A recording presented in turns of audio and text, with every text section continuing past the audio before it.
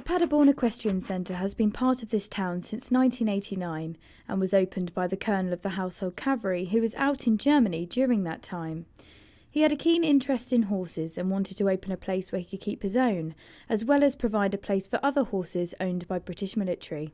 Over the years, the centre has changed and become more civilian run, and the horses are now used predominantly for lessons rather than for parades or other military roles. For quite a long time it was aimed as just a military yard here, and there were anywhere between sort of 10 and 15 instructors from across the army, but predominantly cavalry and King Street Royal Horse Artillery.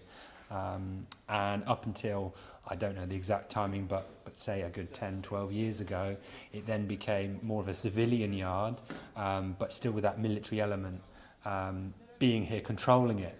And up until just goes over about a year ago now, we've now become the only military-run saddle club left in Germany. This centre caters for everyone, military, Germans and civilians, and they run riding lessons every day. We tend to try and open up to as many people as possible. Timings and how much the horses can do is a limit on that.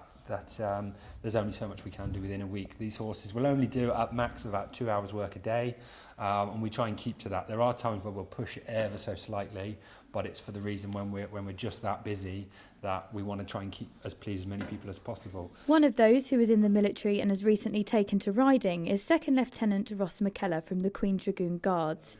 And this is all in aid of a charity event he's taking part in France. It's basically a week's ride around the northern France battlefields starting on August the 25th. There's about 35 of us, and we're each representing the various cavalry regiments involved in the First World War. So I'm riding as a trooper from the Queen's Bays, which went on to form the QDG. So yeah, we're going to be in full World War I attire. I think it's about 20 miles a day, kind of with replica weapons as well and swords. It's for the Not Forgotten Association. That goes towards raising money for kind of veterans and kind of soldiers who've come on hard times since they've left the armed forces, so I think it's worthwhile.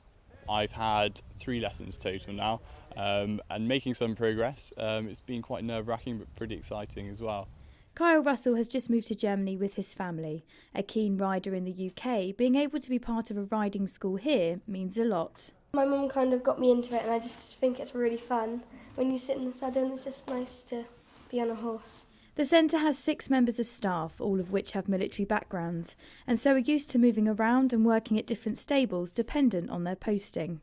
Working here is lovely because it's fresh air, it's nice to work with animals, they don't argue back, they take you for what you are, and it's just lovely. This centre has great facilities and is a brilliant place to come and get into riding.